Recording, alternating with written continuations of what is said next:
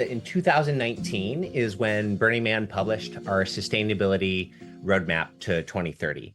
And in that roadmap, we outlined three goals, which was to handle waste ecologically, to be carbon negative, and to be regenerative, with an overall goal at the end of this roadmap to be able to say it was better for the ecology of Earth for Burning Man to exist than to not exist. And admittedly, these are audacious goals. We set these goals to be large. We set them to be difficult because we believe that it is the mighty power of our community coming together and creating creative and innovative solutions that's going to help us reach this goal, because we also believe that none of us is smarter than all of us. So why Burning Man in this work in sustainability, I think, is something that I think about quite a lot. And there's a framework that I personally like using, thinking about a three-pillar step towards the sustainable future we want to be in, which is technological, policy, and culture. And I think a lot of the technology is online or becoming online. There's actually really, really big organizations and other cultural groups working on policy, but it's that third part of the pillar, that cultural piece, which is where I think Burning Man and Burning Man culture has the biggest piece to play.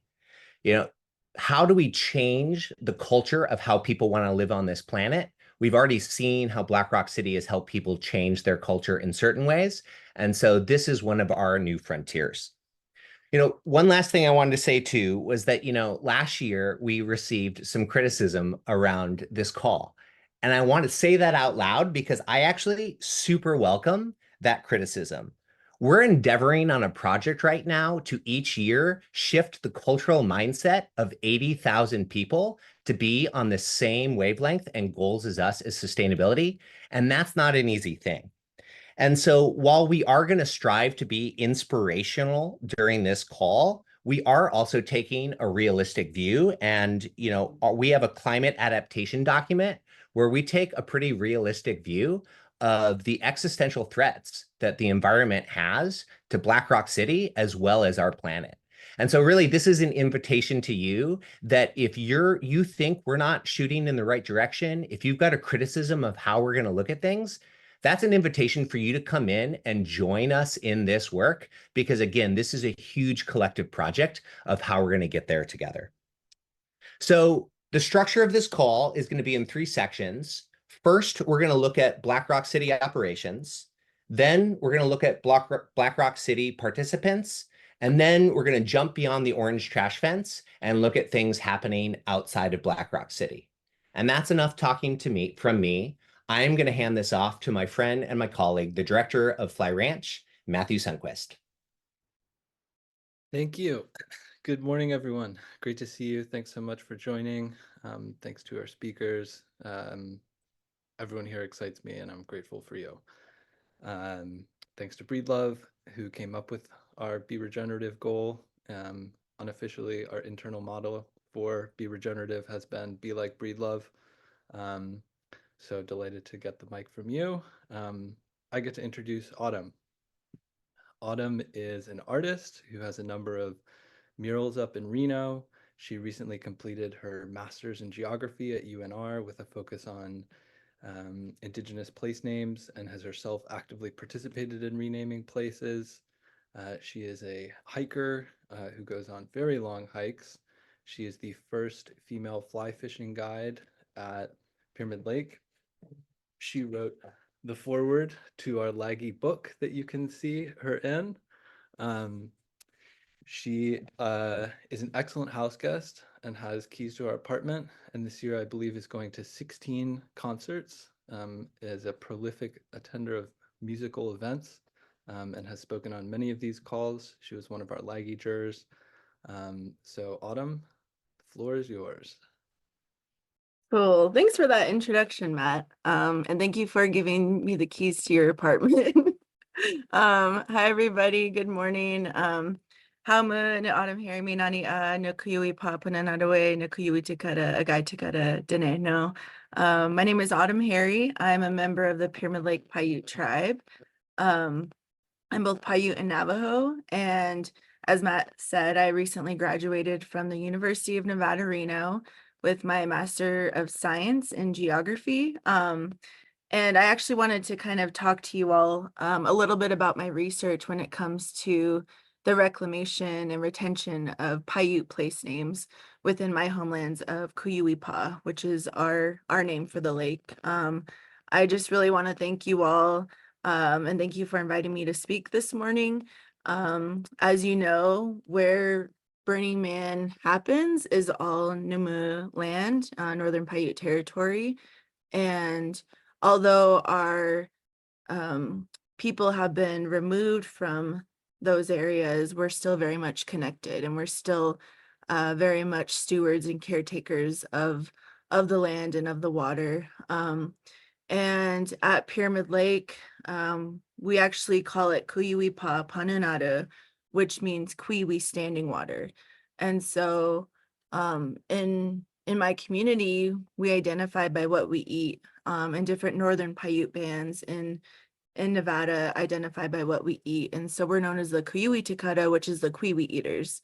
And so our entire identity is about the protection of the Kuiwi, the endemic suckerfish species that is only found in our homelands of Pyramid Lake. And so there's been so much that our people have been impacted by when it comes to settler colonialism. And when settlers first started moving west and started doing what they call surveys, but is also, for me, I see as like land grab, land theft. And in that process, you know, dams had started to be built, and just upstream of where we live, there's the Derby Dam, which was built in the early 1900s. And the whole purpose of Derby Dam was to divert water away from the natural flow of the Truckee River, taking it towards the area of Fallon for agricultural development. And in that process, Pyramid Lake dropped a total of 80 feet. You all drive by Winnemucca Lake on your way to the playa, and we don't call it a dry lake bed. We call it a drained lake bed, because that water was forcibly stolen, and it didn't just dry up on its own. And so I think it's really important to think about that history as you're traveling to the playa and spending time on the playa, because there's just been so much land and water theft. And because of that, we had a local extinction event of our ancient Lahong cutthroat trout. And historically, our fish used to get to, I think the largest on record is 42 pounds, 39 inches, which are really large trout. But because of that lake level decline and that water theft, there was that extinction event because the fish could no longer travel upstream because of the barriers along the river. And so I kind of just wanted to shift a little bit into my place name work. So the first settler map that was ever created was by John C. Fremont. And that was in 1844. And he had a party that was traveling from what is now known as Oregon. And they made their way kind of in the Smoke Creek Desert area, just a little west of Black Rock, and made their way into our homelands. And it took them 3 days to reach the area of what is now called the Pyramid. And so he saw the pyramid-shaped rock and thought, oh, that reminds me of the pyramids of Egypt, and was the very first person to write in English Pyramid Lake on the map.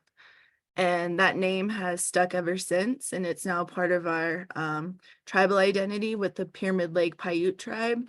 But our people have had this connection to the waters and, again, the fish, and we refer to it as Kuyuipa, Kuiwi water. And within my work that I've done, there's been a long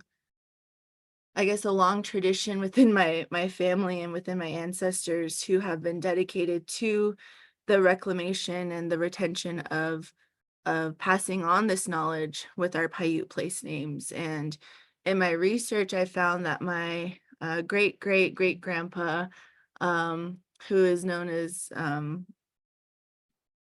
Captain Dave, he actually created this map in 1895.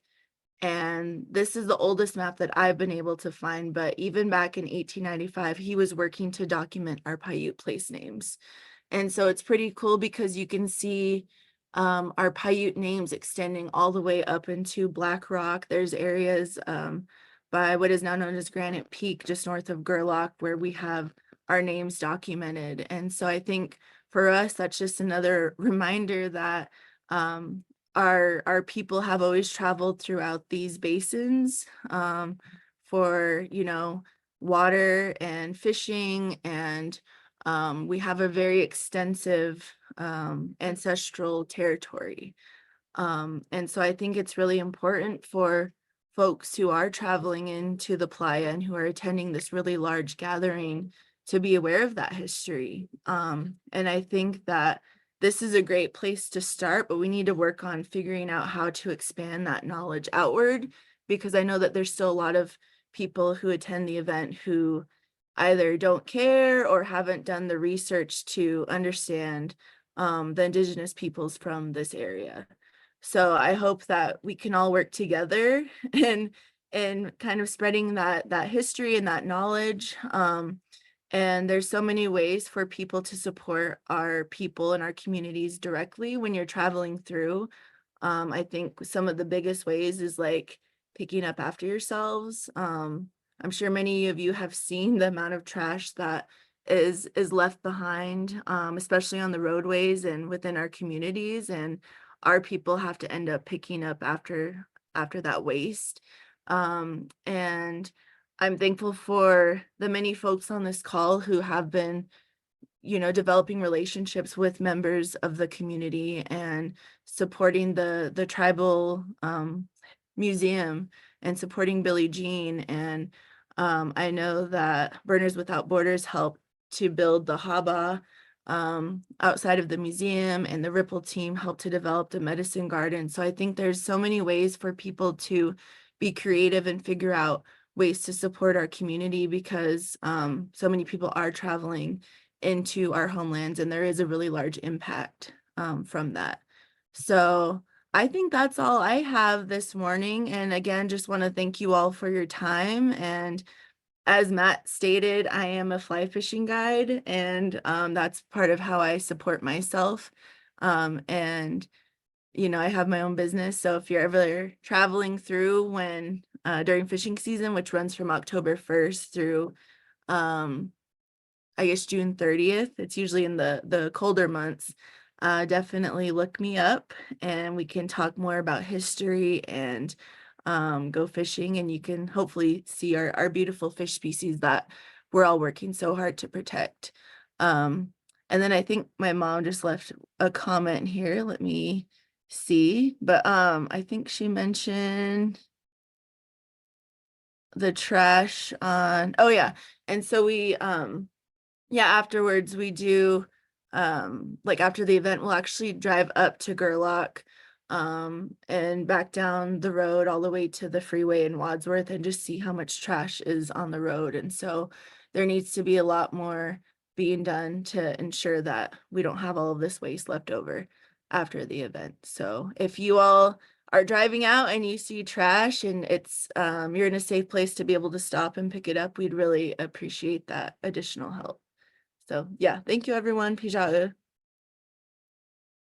Hey, thank you so much, Autumn. I always learn so much from you whenever you have the opportunity to share with us. So I appreciate you being here today. And I really appreciate the call to be reminded of where we are in the places that we live. You know, I'm calling in today from Topanga Canyon, which is the lands of the Tongva and the Chumash. And it's a continual reminder to be with the people who have been here, who will be here, and who are here right now. So thank you for that. And, you know, also looking around the room in the Zoom boxes, I'm seeing friends calling in from Mexico, Estonia, Ukraine. I'm seeing people in the chat from Korea and Sweden. And what's exciting about that to me too is, again, this work is large, to work on the environment, it takes the globe. And so this is one small step in getting that globe into this conversation. So I'm going to start shifting us now over to Black Rock City operations. It is where we at Burning Man Project have the most amount of control on what's happening with our sustainability work. And so I am going to hand this over to the Director of Regeneration, George Reed, Mr. Gremlin. Sure. Can you guys hear me all right? I'm going to share my screen here. Tell me if y'all can see that. Look good? Yes? Okay. Oh, well, good morning or good afternoon, or I guess now good evening for some of you, depending on where you may sit. And thank you all for joining us today. And thank you, Autumn, for starting us off. As Breedlove mentioned, my name is George Reed. I'm otherwise known as Gremlin on Playa. And I serve Burning Man Project as its Director of Regeneration, which is a new department that we formed earlier this year. As some of you may have heard me discuss previously, over the last few years, the organization's taken a deep look inward, and we've begun to execute on many fundamental changes around how we approach our event operations.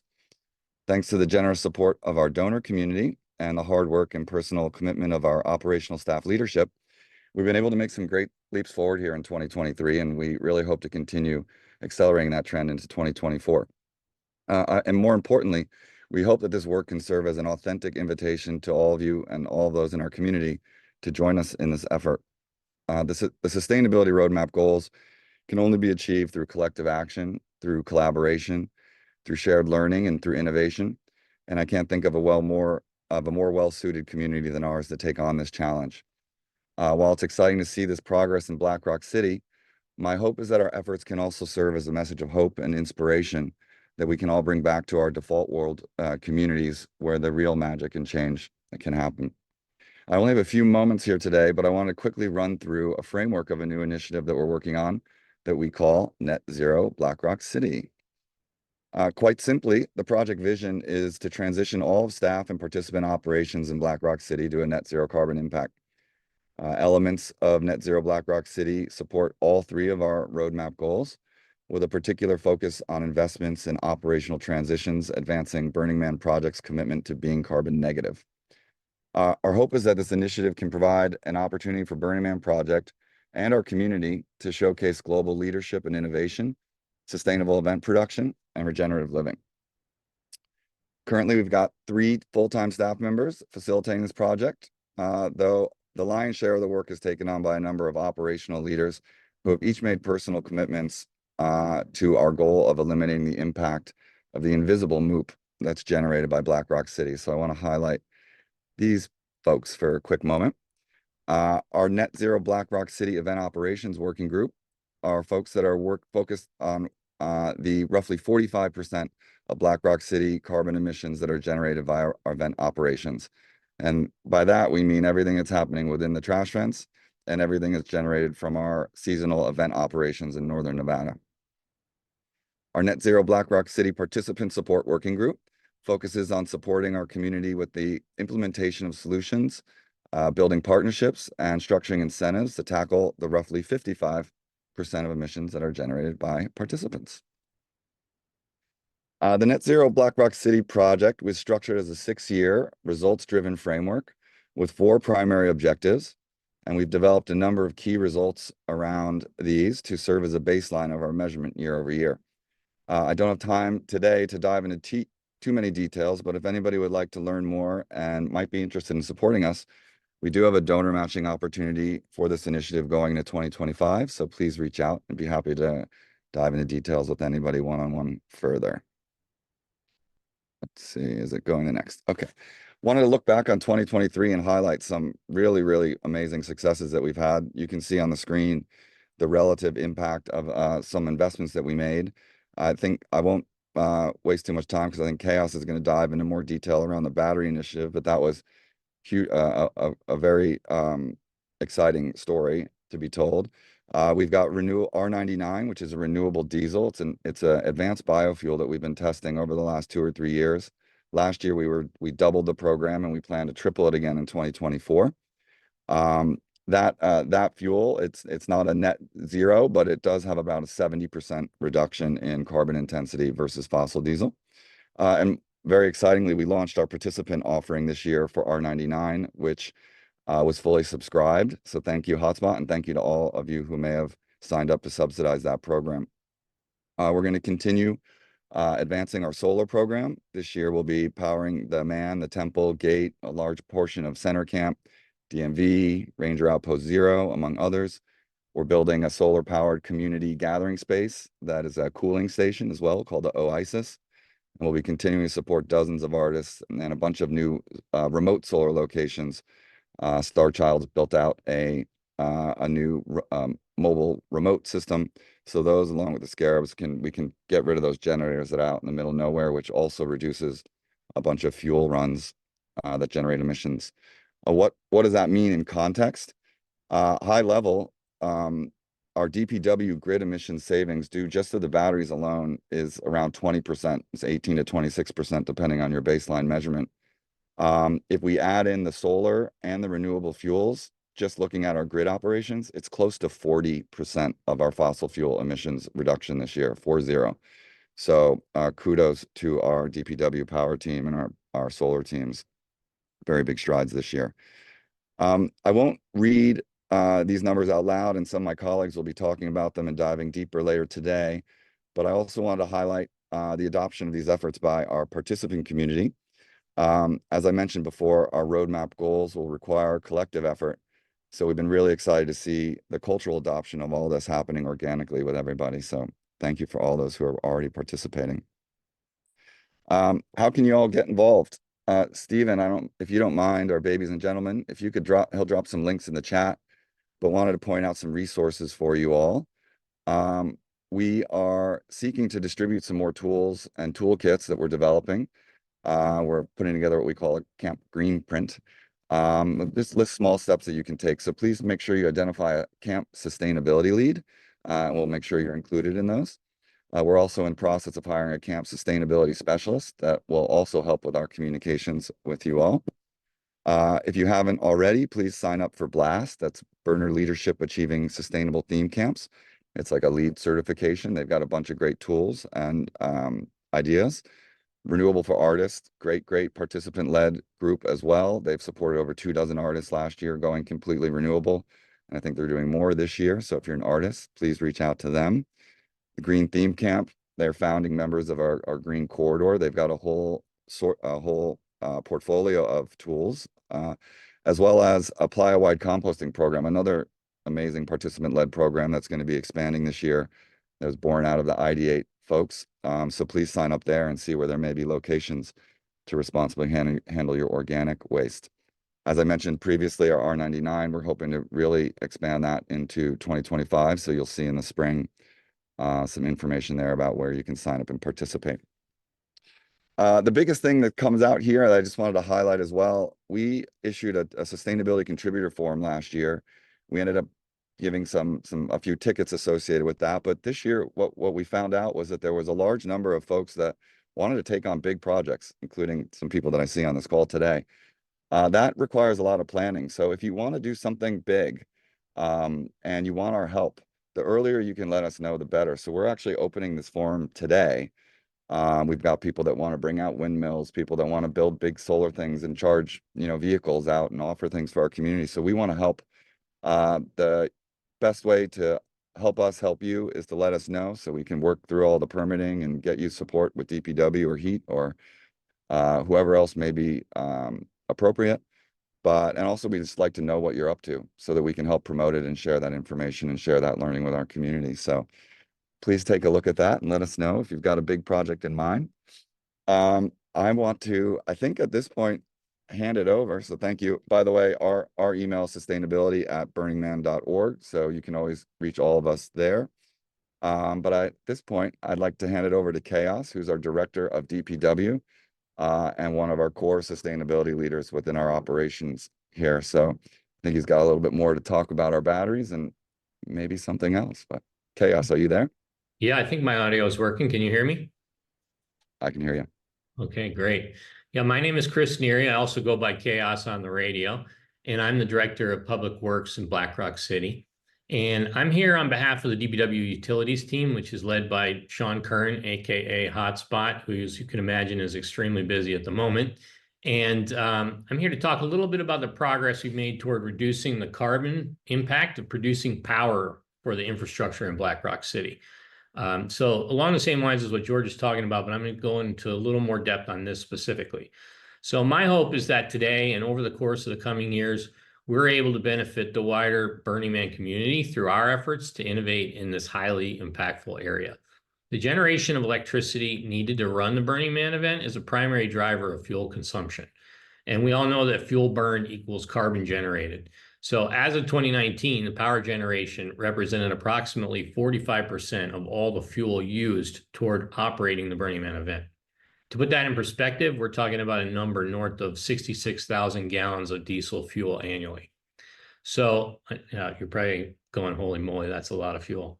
So my head was spinning when we first started talking about this zero carbon by 2030 concept. But since that time, we've been developing and implementing a strategy that I now feel confident can get us to that point within the next 6 years. So here's the plan in its simplest form. First, evaluate our current power use on all grids to better understand what we're dealing with. Second, seek creative ways to reduce power consumption through behavioral changes and transitioning to more energy efficient equipment. That's really only going to get us so far. I mean, there's a need for power. Third, continually refine our approach to designing the power grids. And we've always been doing that, and we continue to do that today and are making great strides. We will utilize power storage systems to optimize the use of power being generated, which in turn reduces the runtime on generators, and that cuts the fuel burn overall. Fifth, we're going to replace any remaining diesel used in generators with renewable diesel in the short term.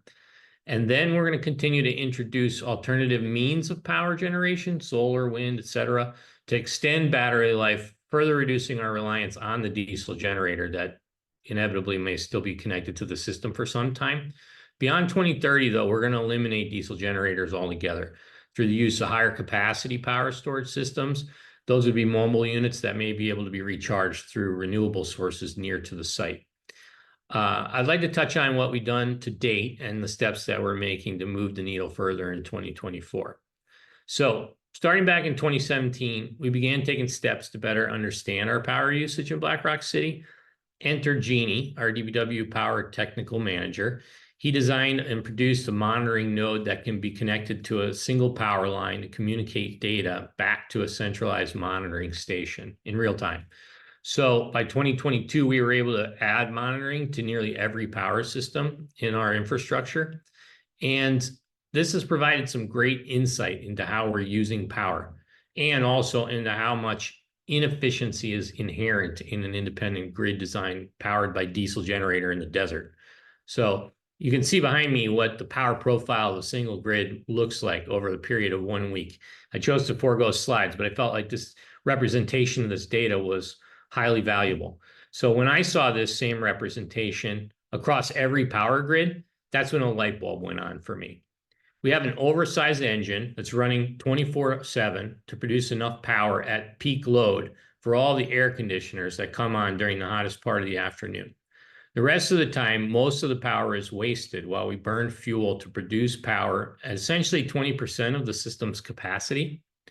So in a photovoltaic system, for instance, the sun creates power while it's out, and then it's stored in a battery. And then the power is used like as needed with very little waste, right? So this is a simple concept. And the solar has its place in BRC, but it also has many limitations at this scale. So in 2022, we began some prototyping work, which included the deployment of a few independent microgrids, which we put in place where we had larger power grids. And we learned that by placing a battery system between the generator and the draw at the end of the line, that we could improve the number on a number of factors. So the concept of making power in BRC carbon neutral previously seemed impossible, but rapid innovation around power storage technologies is now opening up a whole world of possibilities. In that year, at point 1, we replaced a 60 kilowatt generator running for 24 hours a day with a 30 kVA battery pack and a smaller 30 kilowatt generator. The generator was only there to charge the battery, and it only had to run for a few hours each day to do so.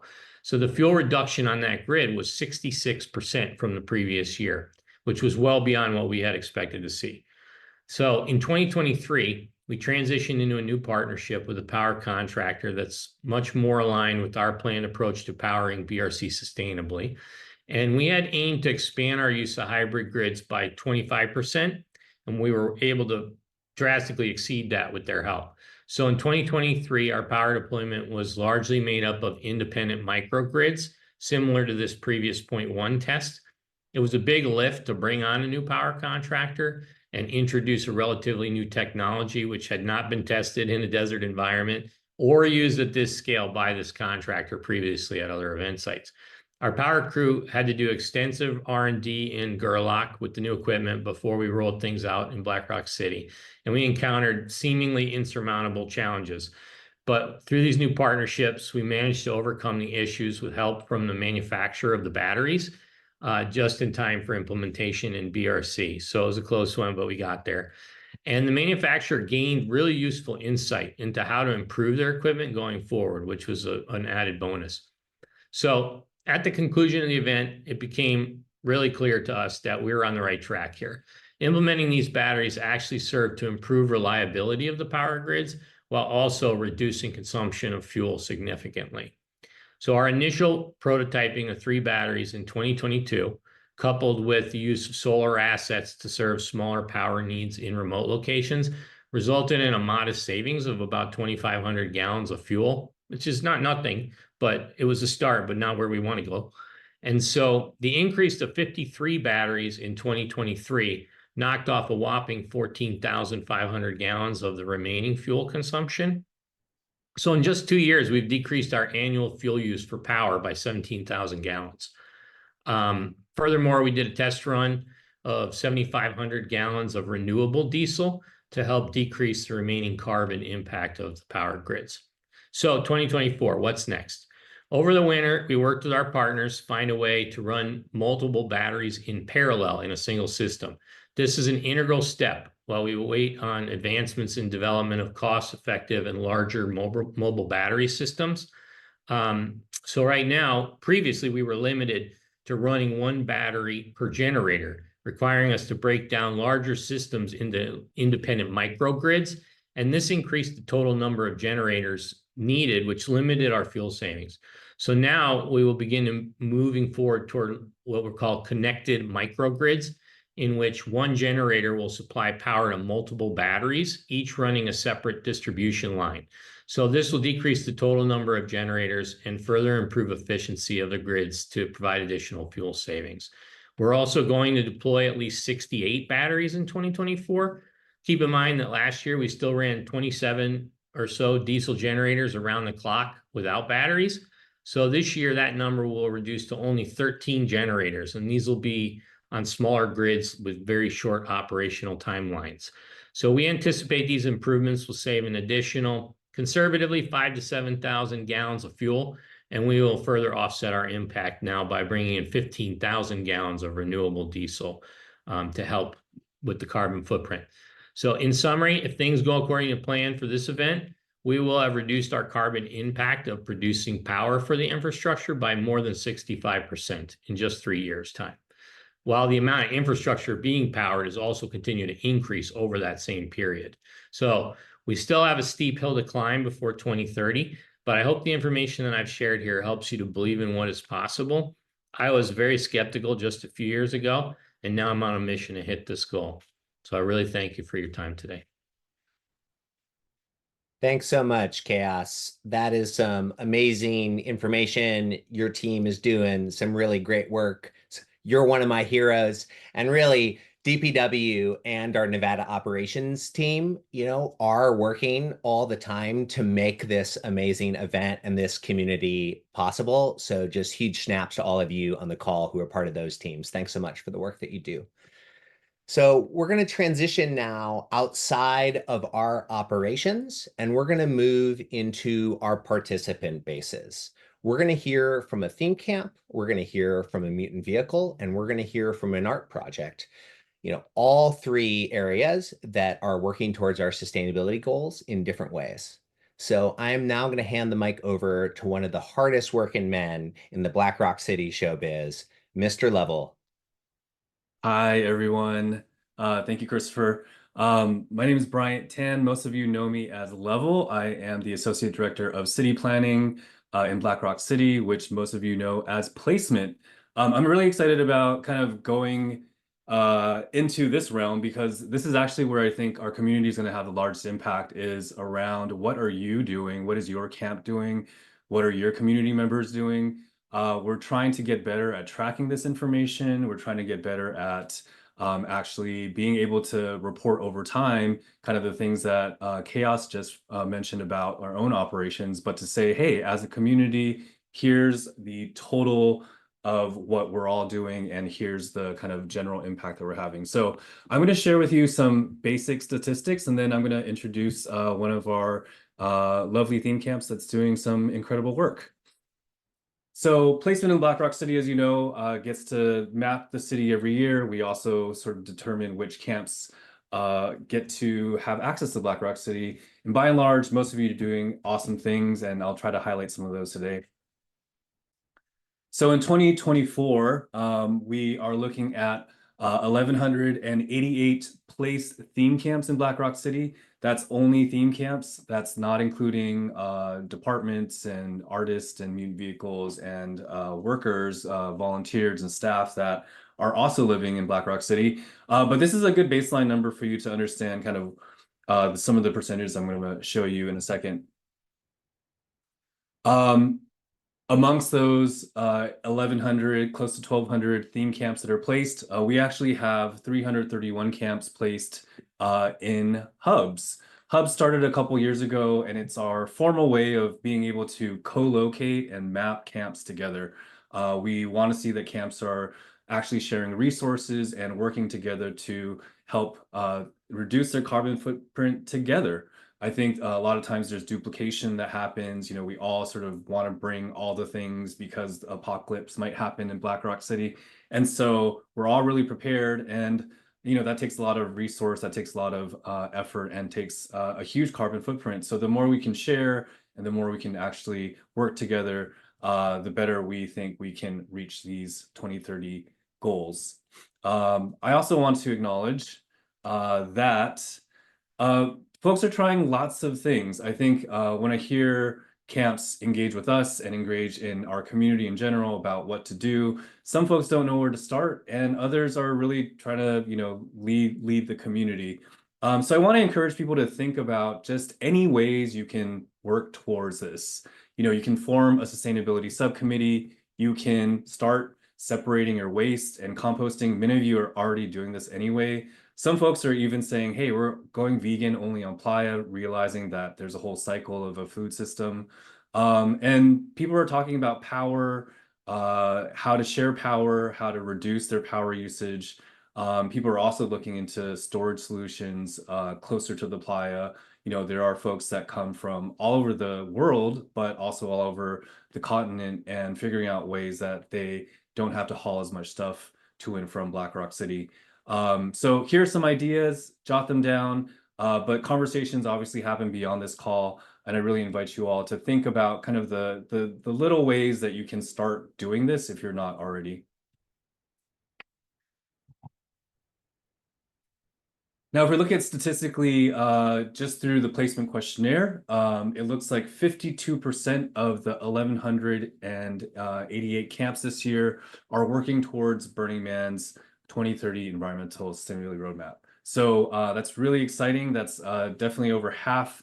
And we want to see that number grow over the years.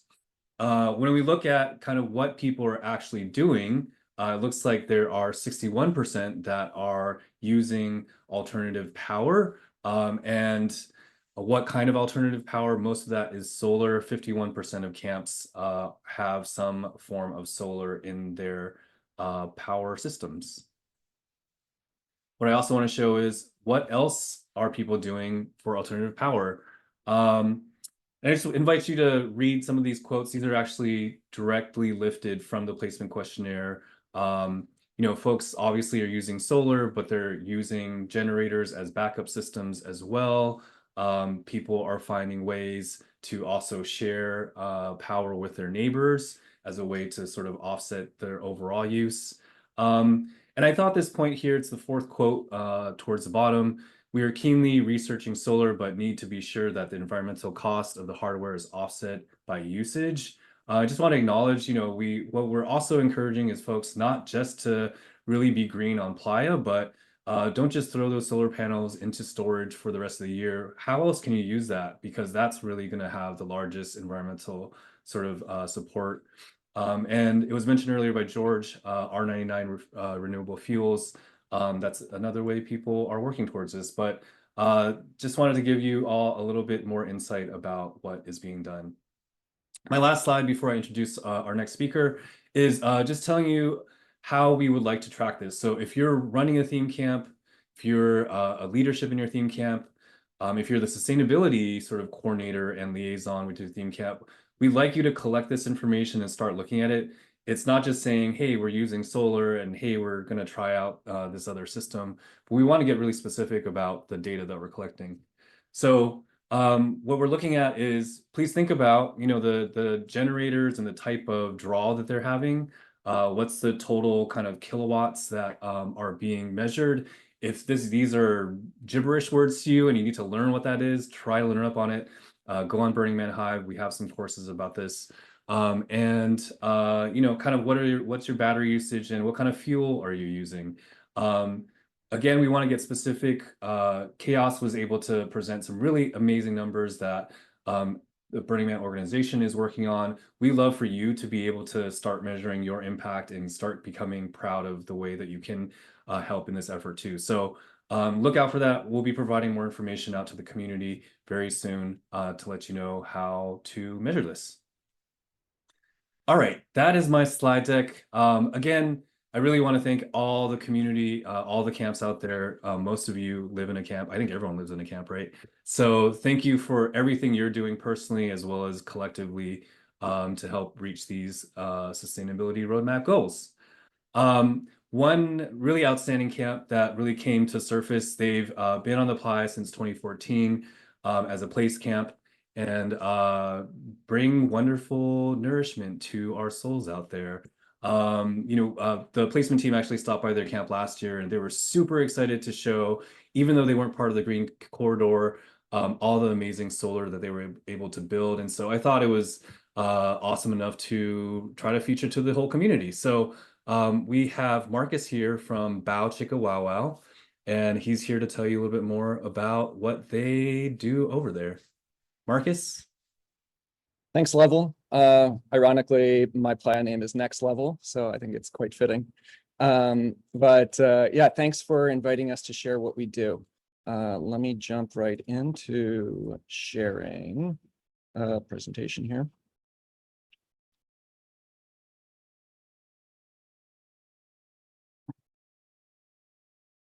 So I come from a world of event touring and production, and that kind of gave me a different lens on how to think about building a solar system for our camp, something that could be rapidly deployed. And so I want to share a little bit about our camp first here. Bow Chika Wow Wow, we're going into our 9th year. We have 120 campers. We give away 4,000 bao steamed dim sum buns each year. And we've given away 35,000 over the course of our 9 years. We have 3 art cars part of our camp and 2 artists in residence, and we're based out of both San Francisco and New York mainly, but with campers from all over the world. We want to be the largest food offering camp powered completely by renewable energy.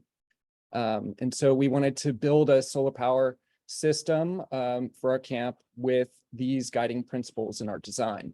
We didn't want to have any tools required to build the system. We wanted the solar panels to double as shade structure. We wanted to have very few parts, all available off the shelf and with minimal moop risk. So, we've experienced wood and nuts and bolts all sort of, over time with wear and tear become moop. We wanted a small assembly team required to build the system. We wanted the system to be scalable, have a 2 to 3 year payback period, and also have data to help driver behaviors. So this seems like quite a large set of requirements, but looking towards the world of event and concert touring, there's a lot of learnings that we were able to take from. So this is what we came up with, based out of a 6x12, 3,000-pound trailer that can be pulled by just about any car, and everything packed completely into it. It's an 18-panel system with 2-inch aluminum pipe and cheese bros as the main structure. There's a 8-foot panel height, so shift pods can fit comfortably underneath. It's stable in high winds and just lays out like dominoes.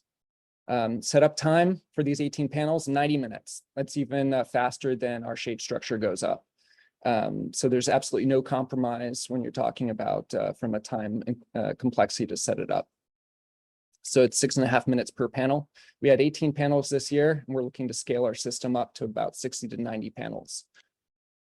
Here's an example or a picture of our system at decompression. So there doesn't need to be a linear setup. These can just be laid out like dominoes, set up 3 panels at a time, and with just 3 poles for each additional segment. The components are 2-inch aluminum pipe and cheese burrow clamps, which are available off the shelf. All our batteries are mounted into road cases that can be pushed around and stored in a larger trailer if necessary, or completely mobile. We're using EG4 inverters, both an 18K and a couple 6,000 XP inverters that are all have a lot of the components already built into them. And we'll be using bifacial panels this year. So since the structure is elevated, it actually is the optimal situation for bifacial panels. So the panels can make use off of the reflective light from below. Everything is connected with Home Assistant, which is an open source home automation system, all built off of the Raspberry Pi. We have smart sockets that are on every single appliance in our camp. And so we know down to the refrigerator, water boiler, microwave, what everything is using in real time. We even have a dashboard above some of our communal areas so people can see what things are pulling power. And so then they can make decisions. They can notice, oh, why is our DJ setup pulling power when there's not any music playing? They know that, well, maybe it's just some ghost power, and they can unplug the system.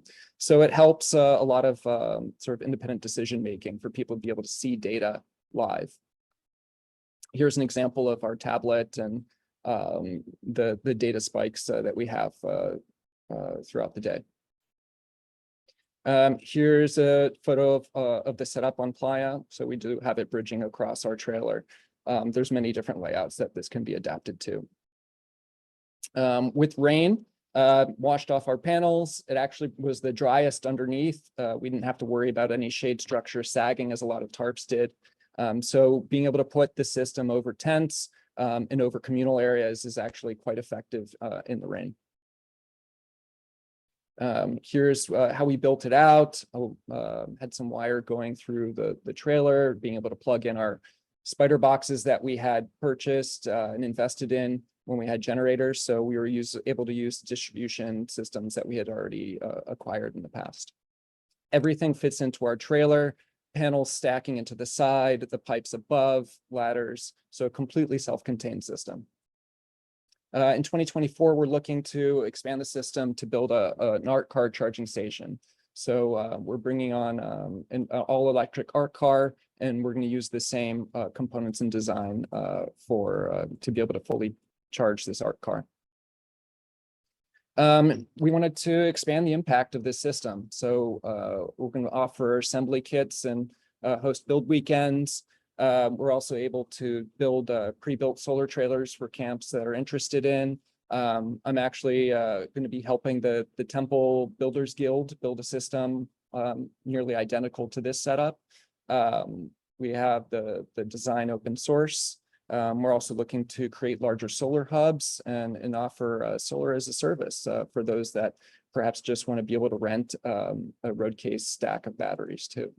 If there are any questions, feel free to reach out. myself or our camp leads, and check out our Get Solar Shade website and bowchickawowow.com. Always, please feel free to reach out, and happy to answer any questions. Thanks. I am excited to hand this off to Christopher Breedlove. Thanks so much, Marcus. Super appreciate this. You guys are doing some amazing work. And it is also a reminder that all shade can be solar and all solar can be shade. And you might want to take your presentation off the screen there, Marcus. Just kind of bringing it back down into the theme camps real quick before we transition over is I did want to do one last call out that 2 easy ways for your camp to participate in this work this year is to either join BLAST or join the Playa-wide compost program. I just threw both those links in the chat. And real quick, like, why would you want to join BLAST? BLAST is a sustainability rating system for theme camps where you get a rating on power, water, waste, food, shelter, and transportation. Well, let's try that. You can see that we will have a map this year that's a lot like this that will showcase all of the camps that are doing this. You can find this map on Playa at Center Camp, at the Man Base, or at Burners Without Borders. And each camp will get a super cool sustainability rating tracker just like this that was designed by DA from Playa Resto. So we highly encourage you to join that work so that you can help get a baseline for your own camp. All right, now I'm going to move it on. So what happens when you decide to take your theme camping you're offering mobile? We usually call that a mutant vehicle. So I'm going to hand this over to Dapper to talk about what's going on in the world of mutant vehicles.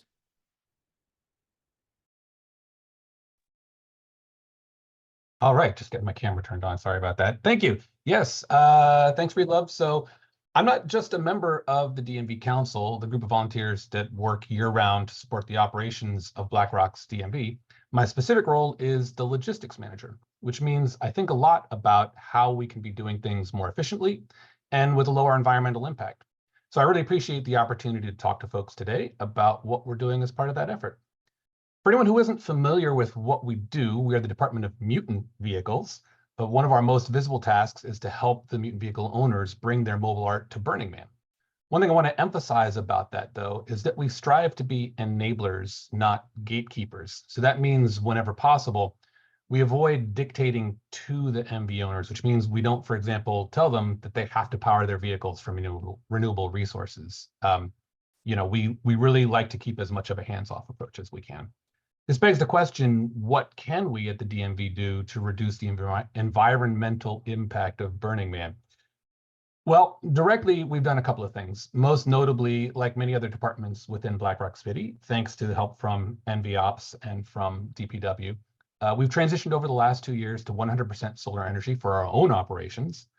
We've also worked to reduce the amount of time vehicles spend waiting in line when they come to us to get licensed. In the past, it wasn't unusual for our line to have 100 or more vehicles idling for hours at a time, waiting for us to get to them.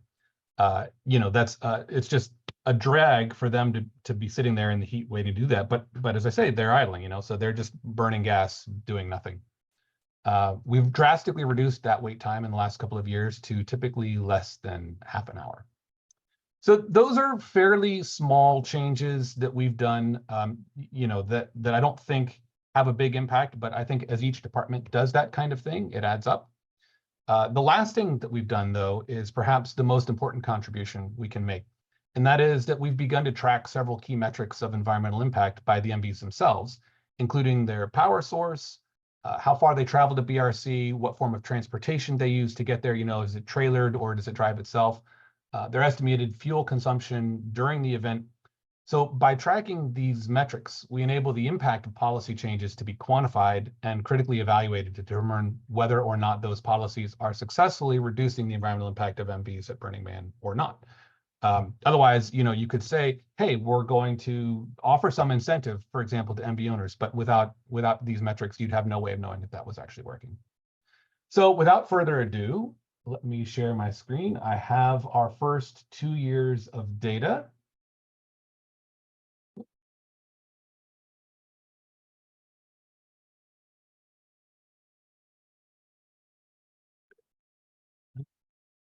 All right, here we go.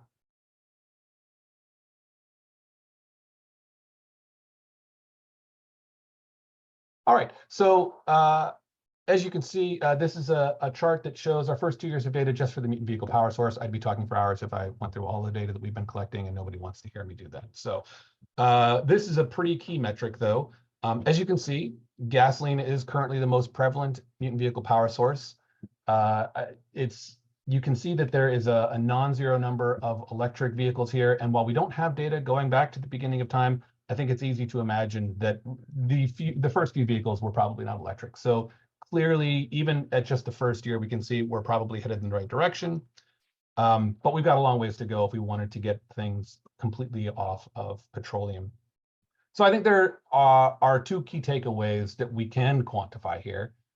The first is that while only 13% of MVs are currently running off of completely renewable power sources, over a fifth, 22% of Mutant vehicles are equipped to, right? They're completely electric. It's just they don't have, as Marcus is proposing, which by the way, that was an awesome presentation, Marcus. They don't have, a bunch of solar in their camp, but that's a much easier lift than replacing the entire underlying vehicle, right, to go from an internal combustion engine to one that's electric and supplying the renewable power there. So I think that's great. Over a fifth of the vehicles are either completely renewable or have already done the largest part of that investment. They just need access to that solar or wind or whatever their renewable source is at the event. The second key takeaway is it's a small change, but they're already going in the right direction, right? Just from 2023 to 2024, we can see that the number of completely electric vehicles has gone from 22% to 26%. So it's moving in the right direction. And I think this shows that even without some policy change from the DMV, from the org overall, without any incentives, the MV owners are already moving in the right direction, right? They already care about the environment and are striving to reduce their impact. So having said that, I'd like to introduce our next speaker. He's going to talk about one of the most iconic Mutant vehicles to visit Black Rock City. That is, of course, the Mayan warrior, Pablo Gonzalez Vargas. Pablo? Thank you, Dapper. Hello, everyone. I'm calling in from Mexico City. I'm going to share my screen now. Okay.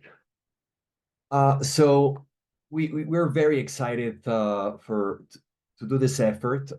It's really something that I resonated with, and our whole community likes to really go green, especially at Burning Man. So I'm going to present our sustainability roadmap. Basically, this first year, we're going to do the electric drivetrain of our new Mutant vehicle, electric and solar powered.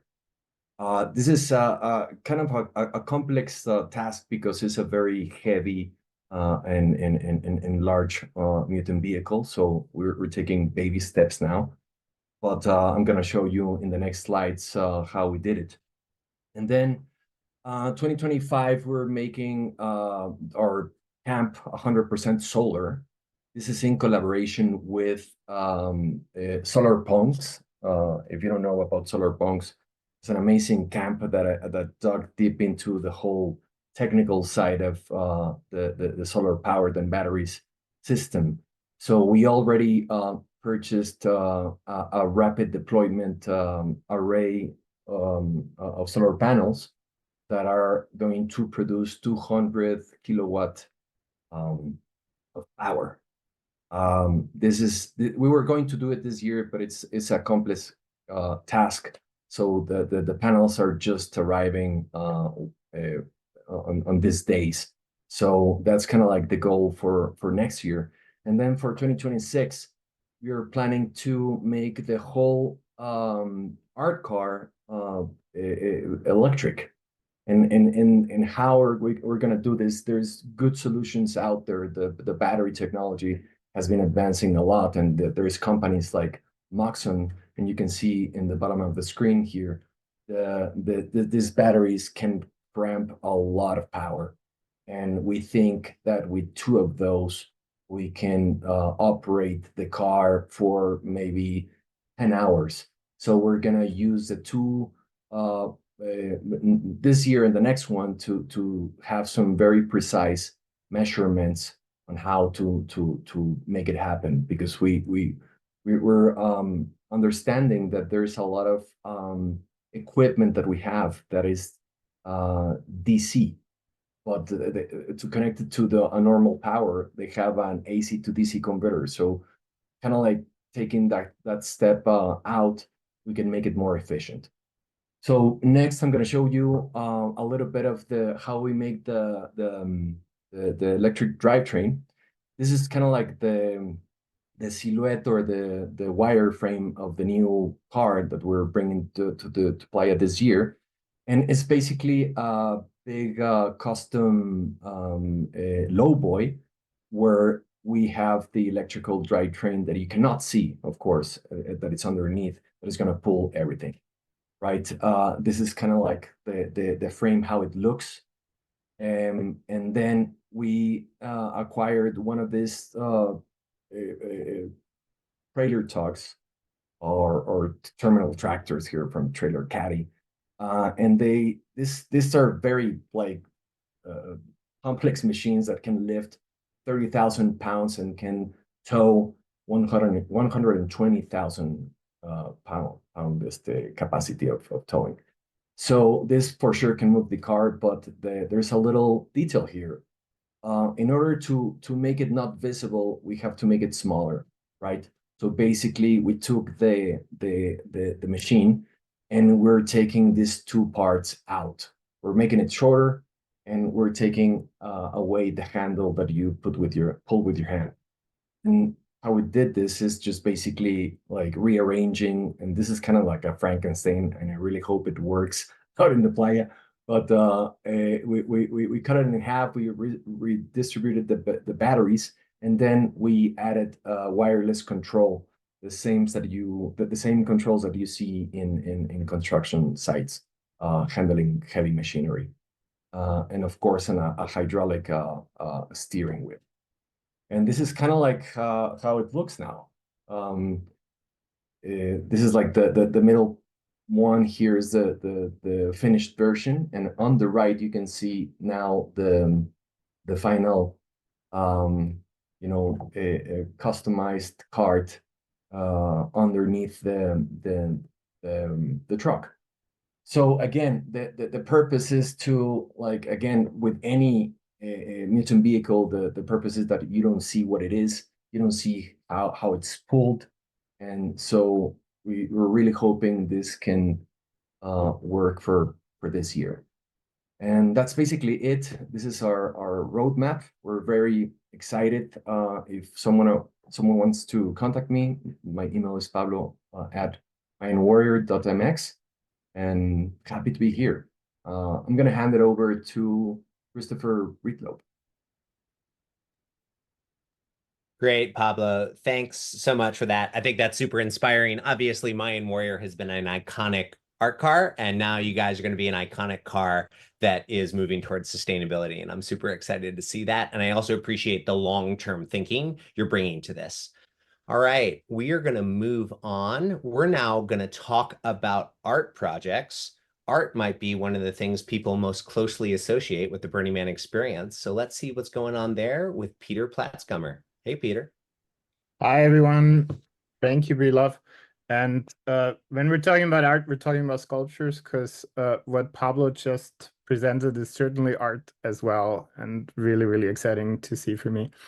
My name is Peter Platzgummer. I am Burning Man's complex art project manager, which means I'm responsible for the large-scale art on Playa, or the more complicated art on Playa, and I'm giving you a really, really quick overview of what's going on in the art department. What's going on in the art department, or more specifically, what's going on, what artists are doing. And it wouldn't be art if I wouldn't talk about the art that's on the pictures. And this one here is Mukaro by Nino Alicea. It's from 2017. And why I chose this piece is because it's the last piece that Nino used that still use the generator. Nino is now completely solar, as a lot of other artists, and is really working towards the sustainability goal. And I'm really excited to show you what other artists are doing. As part of our registration process, we ask all of our artists if and what they're doing to support our sustainability goals. And from our currently 378 registered projects, almost 2/3 are saying that they're working towards these goals. And they're doing this in different forms. Some of them have artworks and themes that are focusing on climate change, or have educational messages that fit sustainability. A lot of projects are using renewable energy. I'm not gonna go into solar-powered art, but I saw that Joey Ficklin from the Solar Library is on the call too, who can talk much more than I do about this.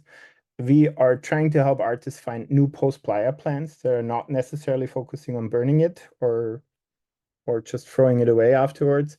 We have a lot of projects that offset their carbon footprint, more and more projects that have sustainable studio practices outside of Black Rock City, and a lot of projects that use recycled, upcycled, or locally sourced materials, or new materials like the project on the right side, A Moment in Eon by Yvonne Koo and Miguel Guzman. Yvonne's from Singapore, Miguel's from Mexico, and Miguel makes sculptures out of mycelium. This sculpture is grown into a form, which is super exciting. You should totally check it out. This is one of our Honoraria projects from this year. And one more word about the Honoraria program. We have 76 projects. We're funding them with $1.3 million, which is $100,000 more than the year before.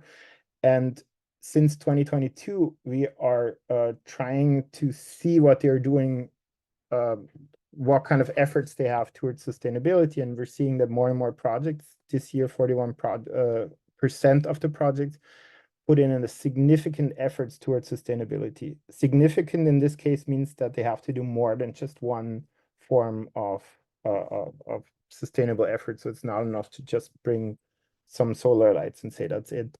I had some more slides, but we're running a bit late in time. So I am just handing over to my friend and the lead artist of this year's Temple of Caroline Ghosn. Caroline. Hi, everyone. How are you? It's such a pleasure to meet all of you. I'm here at the Loom. We have 16 days before we ship the final trucks for Temple. So it's such a pleasure to be with all of you today. I wanted to take a few minutes to talk about our sustainability efforts this year. Sustainability is very central to Temple of Together and our vision. We're really proud to build off of last year's efforts and continue to leave Temple better than we found it with each year that we continue this tradition. So this year we formed a sustainability committee with leaders in the clean tech space to do two things. Number one is green our process of construction and transportation. And number two is to report on our emissions at the end of the Temple process in the fall.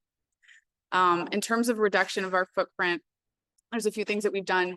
We've reduced our lumber and transport emissions. So for example, we reduced the quantity of lumber that we're using, and all the lumber that we're using that's non-structural is actually recovered lumber. So we've worked with local utilities and we've recovered trees that have been felled as a result of fire prevention or after storms, and we've milled them locally at Ponderosa and brought them over to the Loom. And then in terms of transportation emissions, sadly, we're still not in a place where we can make our truckloads as green as we would like. So what we did is reduce the number of trucks. We use software to maximize every inch of how we use the truck and how many components we can fit on there. So we reduced the number of trucks. And then we're purchasing carbon offsets for the emissions like transport that we can't eliminate at this point. And then we're also investing in infrastructure. So we're really thrilled to have a solar build with Temple this year. We're thrilled to have Temple powered by solar. And we're also investing in infrastructure for future temples. So we're collaborating with Temple Builders Guild. I know we have many representatives from TVG I'm seeing here on the line to turn the tool trailer and kitchen trailer that support Temple into full solar as of 2024 for the first time.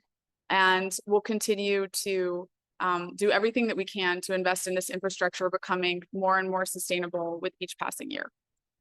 and we're always open to feedback on what we can continue to do. We talk about this constantly. So if we've missed something, if there are other opportunities that we can investigate, I'm going to drop my email in the chat. You can send me an email and we can continue this dialogue. Thanks so much, Caroline. Obviously, the temple is one of the hearts of Black Rock City, so it's really amazing to see how you're centering sustainability in that heart space. Thanks so much. Thank you. Great. So now we're going to move on to our third portion of this call, which means we are going to jump the orange trash fence. We're going to get out of Black Rock City, and we're going to start talking about some of the things that are happening in the wider world and in the wider region of Northern Nevada. I'm going to hand it back over to Matt Sundquist to introduce this part. Thanks, Breedlove. Next up to talk about our Be Carbon Negative goal is an expert in it. She emailed in with some feedback for us, and like everything we do, took some initiative, and we're open source in every way that we operate. What you see here is what we are. So I'm going to hand it off to Dakota to inform us about how we can be carbon negative. Awesome. Thanks, Matt. Thanks, Breedlove, and thanks to the rest of the Burning Man project team for this. As someone who works on minimizing the impacts of climate change in my day job, and as a volunteer on the placement team and as a theme camp organizer, it's an honor to be on this call. So my thought was I could kind of briefly put on each of those hats in talking about the need for carbon dioxide removal, or CDR, how Burning Man project is trying to help camps use and implement carbon negative technology, and what individuals in the Burning Man community can and are doing.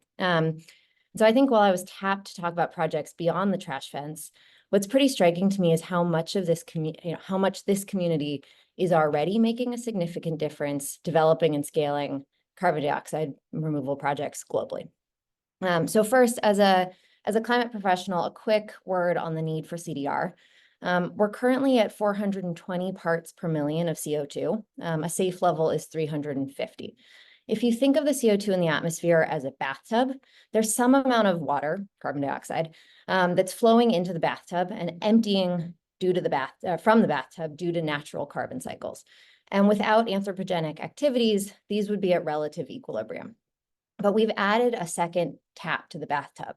We're adding lots and lots of additional CO2, as everyone earlier on this call has talked about. And so that bathtub is filling up and is at risk of overflowing. If we could stop adding new CO2 to the atmosphere immediately and entirely, we're still at CO2 concentrations that are too high. And of course, we can't stop emissions immediately. And even on an ongoing basis, there'll probably be 10 to 20% of emissions that we can't zero out, which means that A, we need to speed up the rate of carbon removal to return atmospheric CO2 to a safe level in order to keep planetary warming below catastrophic levels. And B, we're going to likely need to continue doing carbon removals on an ongoing basis in order to cancel out the emissions of industries that can't easily be decarbonized. If you leave this call, or at least this, my portion of this call, with only one takeaway, I hope it's this. In order to return the atmosphere to safe levels, we need to remove 1 trillion tons of CO2 over this century. That's not going to happen using only one technology. We're going to need a wide variety of different carbon removal approaches. So this isn't about finding the best pathway, but is about ensuring that we have as many shots on goal as possible. I'll share a very brief snapshot of some of those different approaches. And this is truly only a small subset of the ideas that are being tried out and experimented with, but I'm highlighting them in part because I know of burners involved in each one of these projects. So first, and probably sort of the most well-known, we can accelerate the natural carbon cycle by planting trees. We need to do this. But to give you a sense of just how much carbon removal is going to be needed, even planting 1 trillion new trees only gets us 1% of the way to our Paris agreements. Another way to accelerate the natural carbon cycle, we can add carbon removing sand or rocks. So these are natural minerals to coastal systems, and work in this field is being led by a burner, in fact, somebody in my own camp. A very different sort of engineered approach, we can use enormous fans to suck CO2 directly out of the sky. This process is called direct air capture, and Climeworks, which is one of the 2 companies that we refer theme camps to if they're interested in purchasing CDR, has been a leader on direct air capture. And then another approach that I know a number of burners have contributed to leverages both sort of natural and engineered approaches. So Charm Industrial, which is the other company that we point theme camps to, lets plants do the work of removing carbon from the sky and then uses a process called pyrolysis to turn plant waste matter into a carbon-rich liquid, which then can be sequestered so that the CO2 is permanently stored. I could go on. There's tremendous innovation happening in this space, and it's truly inspiring to see the leadership of burners across this field. This is the power and creativity of this community at work. As a volunteer with placement, I wanted to touch upon one way we're trying to help theme camp organizers buy and or use carbon negative technologies in their camp. Level's spoken to many of the ways that placement is helping camps reduce their emission. The Bow Chickawawa presentation was awesome in terms of building more solar shade. But I want to highlight and then maybe caveat one way we're trying to help camps think about CDR. So as many of you know, if you filled out a place camp questionnaire in recent years, there's now a section that asks you about your camp's carbon footprint and your plans to purchase carbon removal. We point here to Climework and to Charm as two companies allowing camps to directly offset their carbon footprint by purchasing carbon removal that's permanent, secure, and verifiable. I'd encourage every theme camp organizer to do whatever they can on this front. And I want to acknowledge that the cost of purchasing a ton of carbon removal right now is very, very high. These are emerging industries that aren't yet at scale, which means that the cost per ton remains high. And this too, members of the burner community are helping to tackle. So folks within this community have created a $1 billion advanced market commitment to guarantee future demand and help bring down the costs of these critical technologies.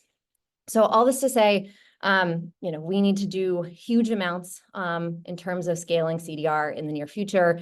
The burner community is really leading the way on this. And maybe just a few suggestions on how you can help. The first is, if people want to buy carbon removal, you can do it as a tax-deductible donation. And in addition to the direct impact, this helps CDR technologies to scale and come down in cost. You can invest in innovative CDR pathways and companies. You could advocate for carbon removal policies at the state or federal level. You can join a carbon removal company. You can start a carbon removal company. There's lots of opportunity. There's lots of need. So again, thanks so much for having me. It's a pleasure to be here to play a very small role in this community and in this fight for our planet's future, and happy to answer any further questions in the chat. Awesome. Thank you so much, Dakota. Appreciate you being here. Next up, we will hear from Moon and Z from the Lodgers team from Laggy. Laggy was the design challenge that we hosted at Fly Ranch to invite teams to submit projects around sustainable systems for food, water, power, shelter, and waste management. 800 people participated, about 10,000 hours of time went into it. Moon and Z's project is incredible and embodies the aspects of what we want to do to be in service to the land at Fly. And they really came in with a different paradigm for us of not just thinking about designing for humans, but designing for the plants and animals that are already at Fly Ranch. And that's so important to us to steward that land. So Moon and Z, if you guys would like to take it away, you're up. Sure. Thank you for the intro, Matt. All right, I think I'm sharing screen. Hi, everyone. This is Moon, and with my partner Z from the Lodgers Project. We are Yes, hi. We are architect and landscape architect by training, and we run a practice called Hyperlocal. Lodgers was the winning project of the Leonard Generator Initiative in 2020 for Fly Ranch. For those unfamiliar with Fly Ranch, it is a 3,800 acre property managed by Matt, north of the playa that Burning Man project purchased in 2016. So in 2020, we were asked to come up with a vision to create a year-round incubator for Burning Man culture while incorporating long-term sustainability goals. Since then, we have been prototyping around the world and publishing annual progress reports. We'll share the latest progress report in the chat. Lodgers proposed a vision in which art serves as the mediator between the land, humans, and other living things. A series of temporary installations, dubbed as Lodgers, dispersed across Fly Ranch to foster kinship and cohabitation between humans and non-humans. To achieve that vision, we studied dozens of animals and more than 100 types of plants to extract the key food chains and to understand our shared habitat conditions. In short, our design proposal emphasizes material sources, construction methods, and recycled products to achieve sustainability, efficiency, and net zero. We believe that we are temporary guests on the land that we inhabit. As the land responds to the changing of seasons and climate, it welcomes and responds to new lodgers. Meanwhile, the lodgers will ultimately return to their most elemental form to nourish other species' growth. In 2021, we built a prototype of lodgers at MIT, and in 2022, lodgers participated in the Lisbon Architecture Triennale. A fun story is that we got connected to the Burners community through Matt, and we eventually found a super competent local fabricator to help us build this vision in Lisbon. Through 2 full prototypes and curations, we had the opportunity to revisit this vision and posit lodgers' vision through a lens to communicate with and welcome criticism from the community in arts and architecture. The photos you see here are from 2 exhibitions, one in Lisbon and the other in Boston. We learned invaluable lessons from building these full-scale prototypes. We employed the construction methods as proposed and tested their feasibility at different sites and conditions, which gave us confidence to bring them home to Fly Ranch. And over the past 12 months, we also brought another full-scale prototype to Houston as an environmental infrastructure to support local bird species. And for this specific project, we researched the extraction of plant fiber and its application in our project as a facade system. And the result of this project is a series of 8-foot-tall birdhouses or pavilions scattered in Houston's suburban wilderness. And their fluffy facade provides shelter and nesting materials for urban bird species. And in addition to physical experiments and prototypes, we are also sharing this project via various international research and design platforms. Earlier this year, Moon and I discussed the progress and findings of the larger project and published our thoughts in Landscape Architecture Frontier, which is a leading design journal in architecture and landscape architecture. Last year, in my capacity as a researcher and educator at Rice University, we taught a research and design class looking into the available local materials for architecture and other constructions in the Black Rock Desert region. One student group looked into the waste rock production from the Empire gypsum mine and the potential to recycle it for future building constructions. They proposed a scenario for workers' housing and visitors' housing to support the regional economy. Another group of students imagined a scenario where the clay from the playa could be utilized to construct rammed earth buildings to support tourism and conservation in the area. And most recently, almost 2 years after our first visit, we returned to Fly Ranch to share our progress, our vision with the Burning Man board during the 2024 retreat. And in addition to meeting with the board members, it was also a fantastic opportunity to catch up with some other teams. We visited many facilities managed by Burning Man, including the Black Rock Station, which is the fabrication facility supporting the Burning Man events. And with a more in-depth understanding of this land, we feel even more confident to realize this project at Fly Ranch. And I think looking back on the journey that has taken us to where we are today, we feel very much grateful to have met such wonderful people along the way. And I think with our global experience, and continued research, we are confident and very excited to bring Rogers back home to the flag. Thank you guys so much for listening, and I will pass the mic back to Christopher Breedlove.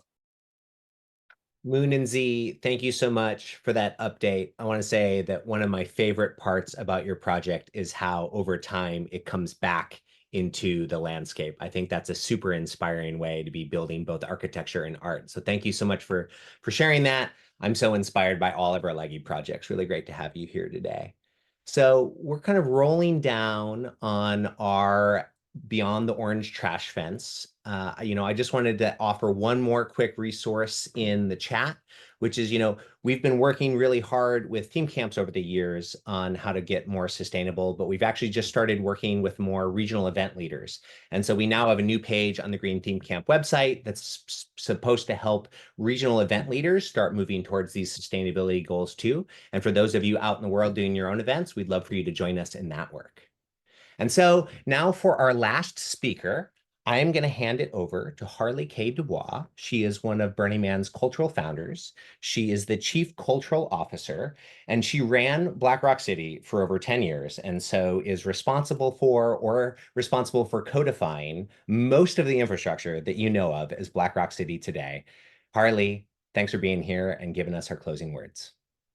Mr. Breedlove, thank you so much. I'm really inspired by everybody here today. I'm kind of blown away. My first year at Burning Man was less than 250 people, and it was just a weekend camping trip, and the only thing there was a Mayan that we burnt. So to see how the spirit that was alive and well, like everyone knew something special was happening that weekend, but to see it come so far is just mind-blowing to me. We started off with just a bunch of sort of underground hipsters going to the desert, but there was creativity, there was this spirit of innovation, there was this ingenuity, like smart people thinking of cool things to do, and this spirit of volunteerism, like we're just going to get out there and do it and make it happen. And to see how far it's come and how inspiring you all are now and how we can have an impact with people that have never even come to Burning Man is really very rewarding to me in my position with the organization. And I want to say, as a mother with a child that's inheriting the mess of a planet that we have created, it just gives me hope to see people so genuinely putting time and effort into stuff that's so important. Like we all know how important the playa is because it's such a difficult environment, because it's so hard. To be able to make it happen at Burning Man is like a great place to try these ideas out. So just kudos to all of you.